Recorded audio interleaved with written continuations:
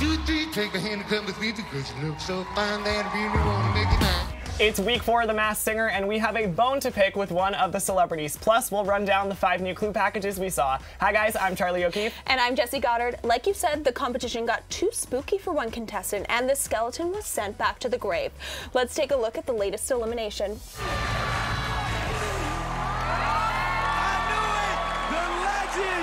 Mr. Paul Schaefer! Okay, when I heard Jenny McCarthy scream second fiddle, that was the second I knew it was Paul Schaefer. Paul Schaefer. I think the clues last week actually gave it away even more. I mean, tonight we saw the one about the orchestra. Clearly on David Letterman's show, he was second fiddle to David Letterman and also conducted the orchestra. What kind of gave it away for you?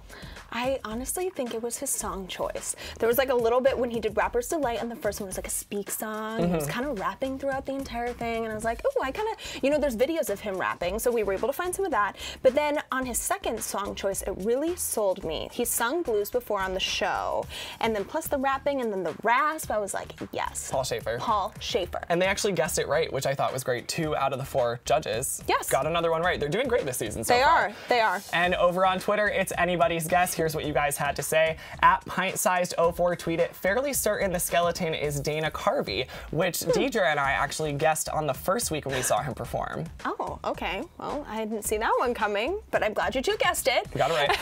And at The Real iHeart tweeted, well, Dan the skeleton could be anyone now. Is that true? Well, now we know it's Paul Schaefer. That's right.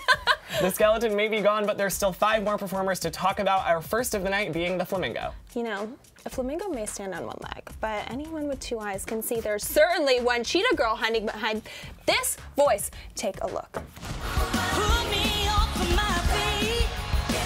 Get back. Before I get back.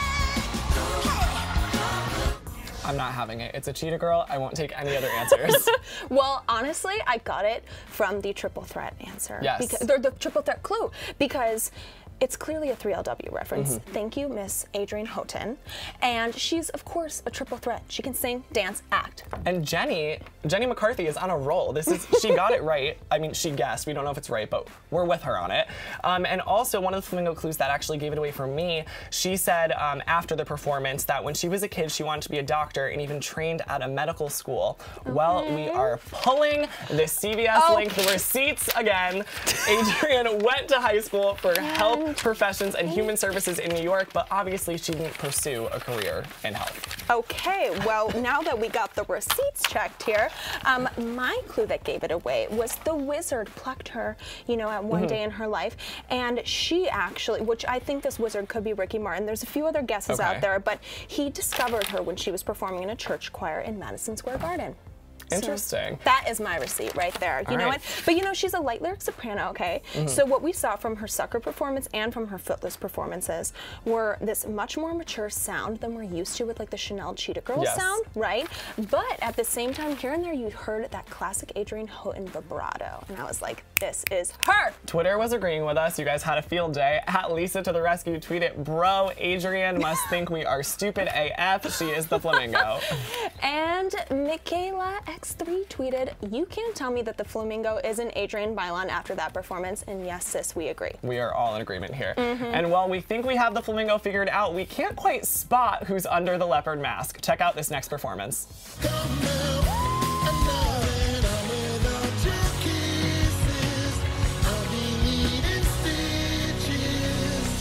Okay, so I know we were a little bit confused about this one, but I'm finally sold on none other than a kiss from a rose, Seal.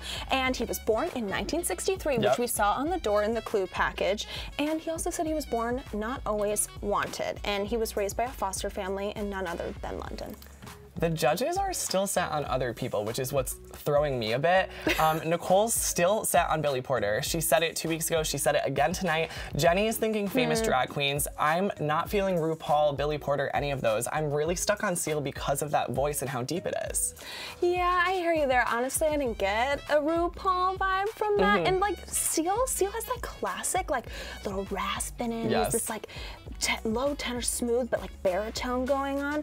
And you know what? Only only a good singer can sing Somebody to Love and Agreed. do justice by Freddie Mercury. I'm honestly surprised that the judges do not hear that. And one other thing that gave it away for Seal, being my guess, the post-performance clue. They were really selling me tonight. I think those post-performance clues, when they talked to the judges a bit, were really giving us better clues than the clue packages, actually.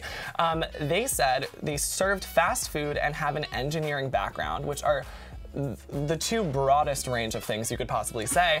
With a little digging, we did find out that Seal actually worked at McDonald's briefly, and he also worked in electrical engineering. That's enough to tell me it's Seal. Yes, and apparently that McDonald's stint did not last too long. It was like enough to get a paycheck or something like that. So, you know, he did a little bit, but that clue technically was accurate. So over on the internet, you guys are actually picking this up as well. So at Rival B Moss tweeted, starting to think Seal is the leopard. We're in agreement there. And at the Lady Tyfling tweeted, NPH girl please. That was one of the judges' guesses. Neil Patrick Harris is not under that mask. At least I don't think so, and Twitter agrees. No. But, you know, good guess.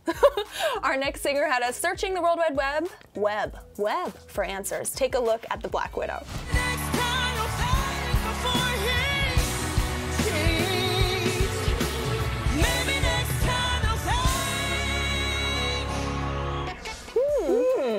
What do you think here?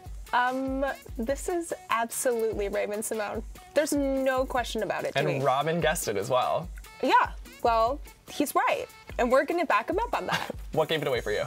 Honestly, I'm gonna talk all about vocals tonight because she was like checking off all my CVS receipts tonight. The first week performance, she did, okay, I wanna dance with somebody. And thank you so much because my favorite karaoke song to sing is that song, She did it Queen Whitney justice, too. Houston. Yes, she did. But that one was like a little bit in her lower range and she still also like hit those high notes. So at first she like kind of went low to high, and then tonight when she did Before He Cheats, she was in her head voice at the beginning, and when I turned to you, you were like, I was like, it doesn't sound like Raven. And this then is not her. Came back from that chorus and it sold it for me. What was the line? She got raspy. Yes, she pulled it out. And you know what the thing is? It kind of reminds me of the way that the way that Raven uses her speaking voice. Yeah. When you hear her talking on That's So Raven, or, you know, Raven's Home, she's got this kind of like sweet, you know, buttery voice, and then everyone she pulls out, you know, you're nasty. Oh, you're nasty. Right? So she's got that like grottle to her voice, but she can also sing these light, sweet notes. So I'm gonna go ahead based on comparing it to her sweet talking voice that is comparing into her beautiful range. And again, for me, it was obviously the vocals that you defended as well, but the post-performance clue, once again, this time we heard her say, I never went to prom, but I pretended to. Well, yet again, we are pulling the receipts here, and we actually have a clip of Raven saying that she never went to prom in real life, but did on TV. Take a look. I did not get to go to prom, but I did a movie about a prom. Yeah. Well, over on Twitter, people were agreeing with us. Yes, they were. At Fly Gray Streak tweeted, here comes the other cheetah girl. Hey, Raven. And at Simply C tweeted, oh, I'll put bread, yes, bread, that Raven-Symoné is the Black Widow. Both cheetah girls in one show. I love it. And we're love it cheetah too. girls, cheetah sisters. We are. I've been doing way too much singing. I'm sorry. That's why you're here. That's why I'm here, okay? Whatever. I've said it once and I will gladly say it again. I am still Thingamajig at our next performer. Take a look. Thingamajig. Open, the rain and wind stop blowing, but you're stuck out in the same old storm again. Oh my God, smooth, dreamy vocals It's beautiful. happening here. Literally beautiful. I just love him so much. Okay, who do we think the Thingamajig is? So the first week we saw him sing and Deidre and I were set on Wayne Brady, and then the internet told us we were very wrong. Because it's not Wayne Brady anymore, guys. The post-performance clue is actually what gave it away again for me with this one.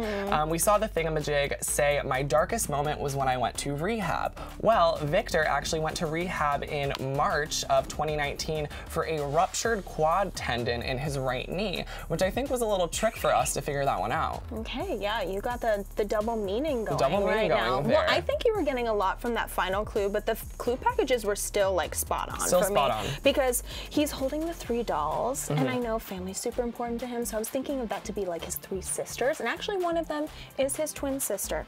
So, you know, I kind of found a lot from that. But over to the internet, at It's Miller Time tweeted, Thingamajig is 100% Victor Oladipo, and we totally agree with you there. And at Flantique tweeted, is anyone else really hoping Thingamajig is Dennis Rodman just so Jenny McCarthy has to shave her head?